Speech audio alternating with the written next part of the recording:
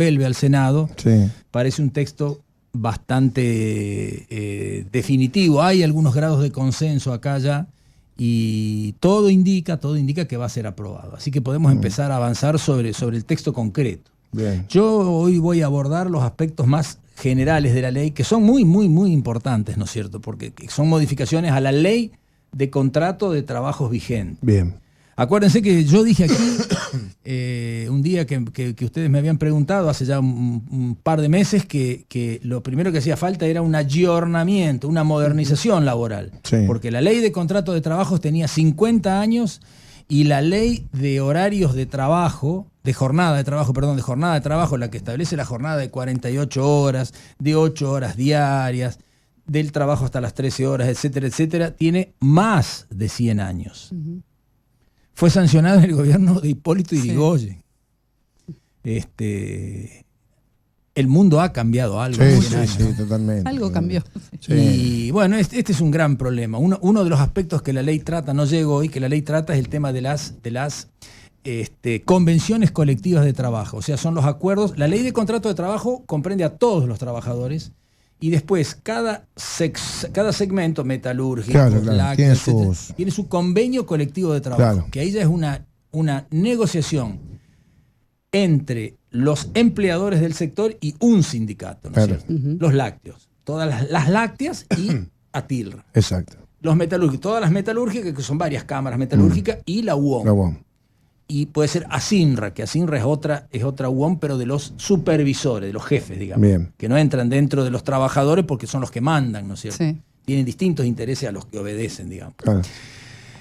Y allí se negocian también condiciones de trabajo afines a cada trabajo y salarios, por categorías, por segmento, etcétera, etcétera. Un tema importante es que esta ley efectivamente ahora se la denomina ley de modernización laboral. Sí. Ley de modernización laboral. Y de lo que voy a hablar yo hoy, que son 4 o 5 puntitos, es de las modificaciones que se incorporan a la 2744, que es esta ley de contratos de trabajo del año 74, que les decía que tiene 50 años de antigüedad. Se hacen algunas modificaciones, algunas parecen sutiles, pero son importantes. Primero, se mantiene el régimen de los trabajadores comprendidos. Alguna vez hemos hablado acá que dentro de la ley de contrato de trabajo están comprendidos casi todos los trabajadores, o todos los trabajadores excepto los trabajadores del servicio, antes denominados del servicio doméstico, hoy denominado trabajador de casa individual o de casa independiente, ¿no es cierto?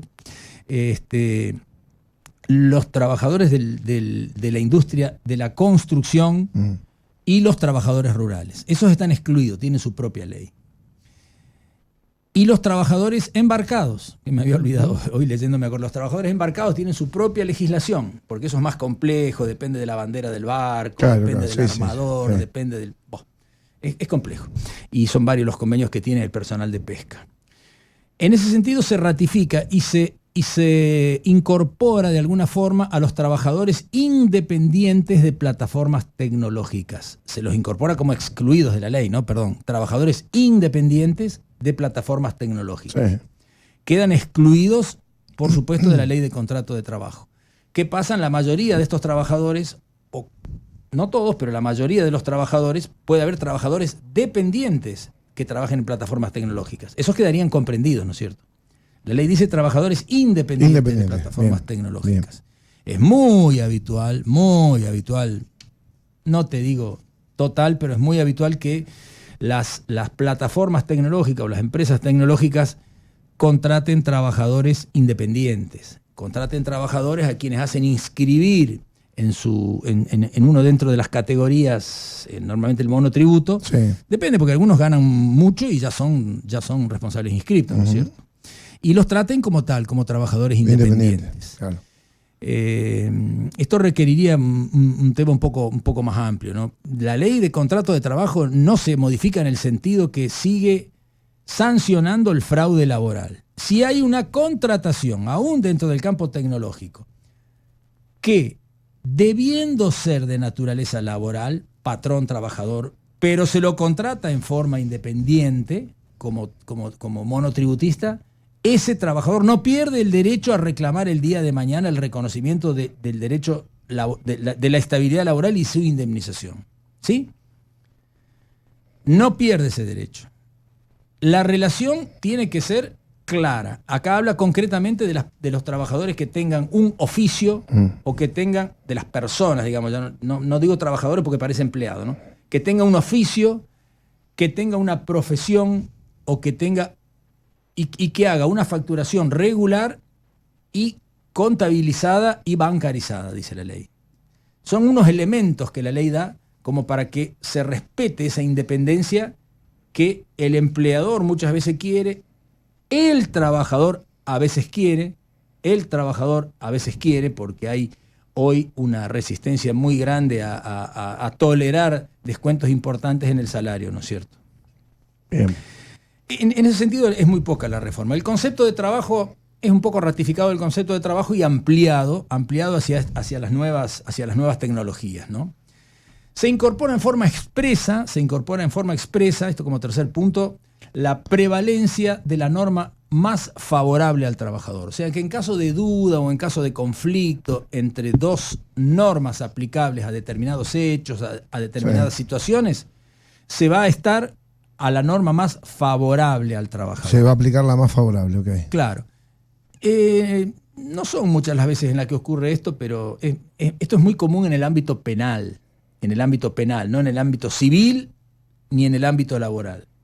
Pero como en el ámbito laboral hay una relación distinta, hay una relación de hipo o de infrasuficiencia del trabajador con respecto al empleador. El empleador tiene más poder económico, tiene más poderes jurídicos y el trabajador muchos menos.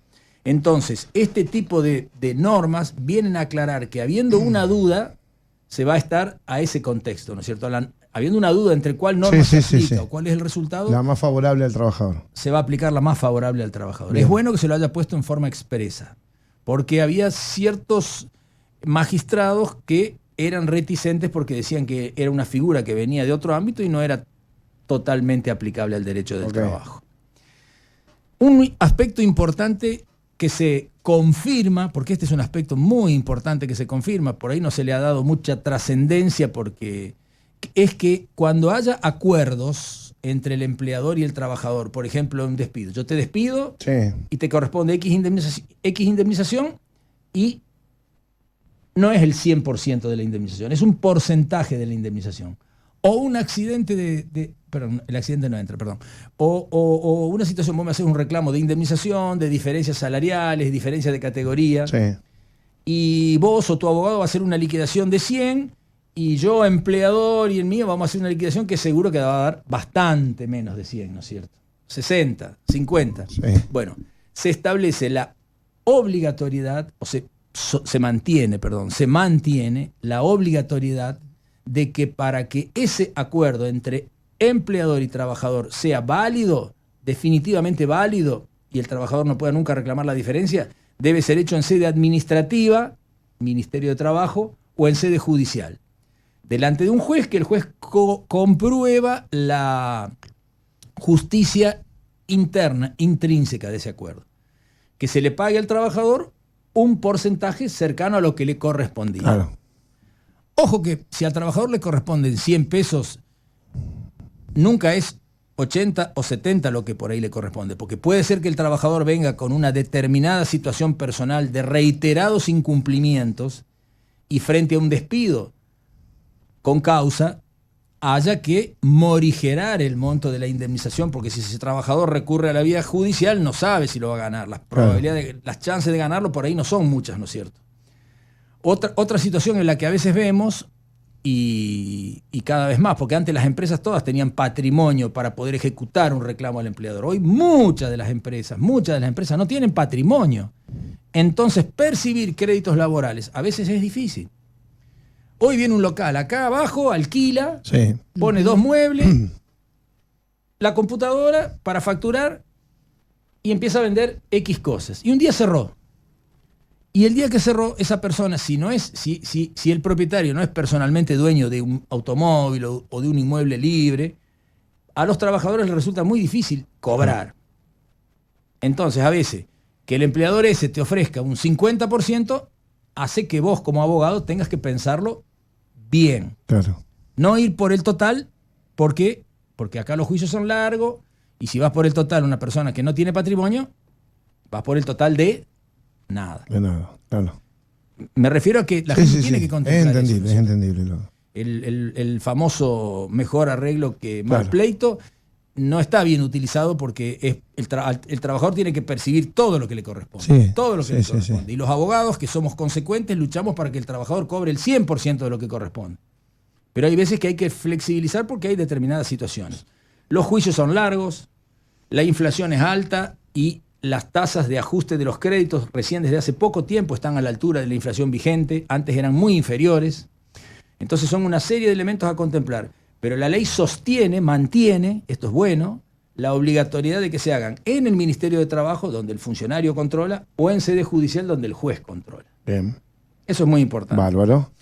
Otro aspecto importante que queda bien clarito es el tema de la antigüedad del trabajador. Que la antigüedad del trabajador va a quedar compuesta, digamos, por el periodo efectivamente trabajado y registrado, más otros contratos que hubiesen existido con anterioridad. Contratos transitorios, viste que te contratan por 3 meses. 3 meses, por sí. 3 meses, por 3 meses, por 3 meses. Hay momentos que esos Sí. 3 meses son largos. Eterno. O en el medio una salida del trabajador, una renuncia del trabajador o un despido.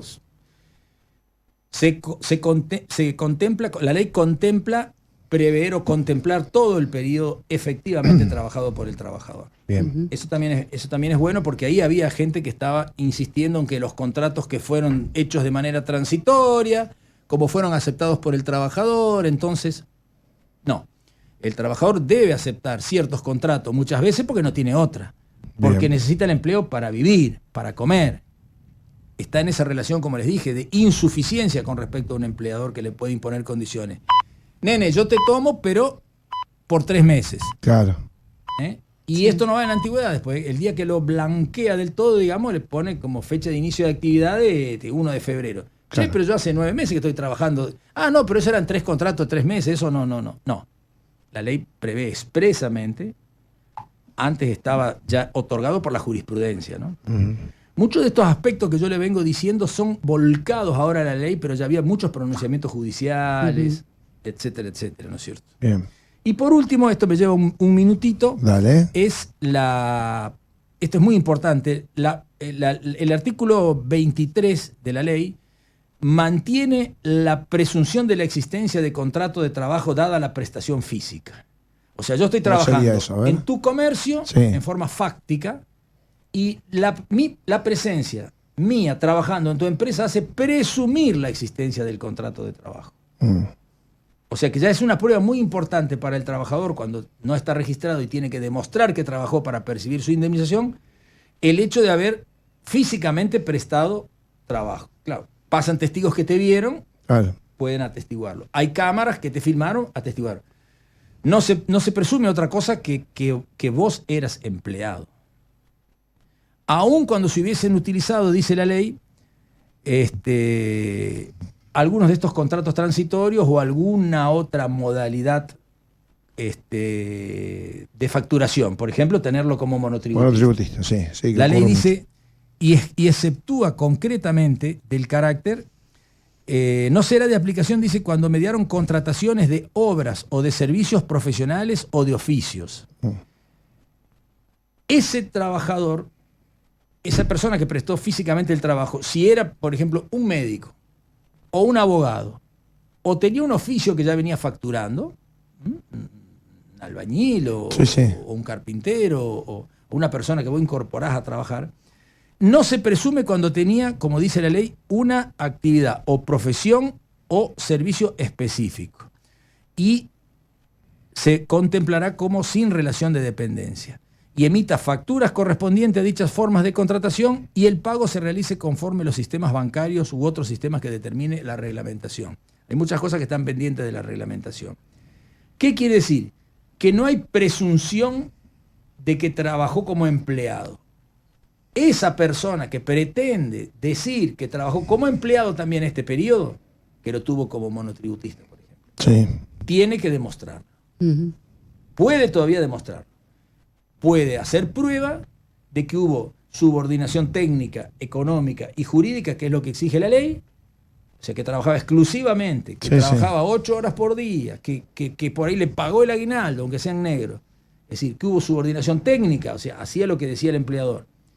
Jurídica, este tipo de situaciones de las que le estoy hablando en cuanto a contratación. Y económica, o sea, vivía de ese trabajo. Si esta persona demuestra estos elementos, se va a considerar como antigüedad. Pero ya la ley no lo presume. Bien. Por la sola prestación física de las que le hablé, la ley ya no lo presume. Requiere un trabajo de acreditación. Bueno, Dani, allí estábamos, digo, como para destacar que no todo es negativo para el trabajador, ¿no? Porque viste que obviamente que hay puntos que se destacan que son obviamente perjudicial. Pero veo que hay algunos puntos que favorecen al trabajador, ¿no? Clarifican un poco algunas cosas que estaban un poco en aguas de borrasca, claro, ¿no? que eran dudosas y que la jurisprudencia se venía pronunciando en forma reiterada y favorable al trabajador, ¿no es cierto? Pero ahora se lo vuelca en un texto expreso, se disminuye por ahí un poquito, no sé, la incertidumbre. Pero esta es la parte general de la ley. Esto es la actualización de la ley de contratos de trabajo. Después del banco de horas, de los despidos, de las indemnizaciones por despidos y la forma de pago, de las enfermedades, etcétera, etcétera, para no atosigar, como decía la expresidenta, vamos a ir tocándolo lunes a lunes. Perdón, podemos hablar la próxima también de la derogación del Estatuto del Periodista, ¿no? Que creo que Nobleza Obliga también a nosotros nos concierne, porque bueno, deja en un estado de vulnerabilidad a nosotros como trabajadores también de medios, ¿no? Bueno. Sí, y otra cosa, comprende a una gran cantidad de personas, porque, qué sé yo, alguna vez los periodistas eran pocos, había una FM, una M y un diario o dos, eran muy pocas personas las que eran periodistas. Hoy los medios de comunicación se han extendido y es una actividad que requiere, por supuesto, la cobertura, porque es un trabajo que, más allá de tener la parte física igual a cualquier trabajo, con este tipo de situaciones se los deja en una situación de mucha vulnerabilidad. Exacto. Bueno, vamos a abordar con Eladio seguramente próximamente algunos de estos temas. Bueno, Dani, gracias como siempre. Gracias. Muchas gracias. Muy claro. Gracias a ustedes y saludos a los oyentes. Nos identificamos nosotros, pasó la gente del estudio de Pedrotti Abogado.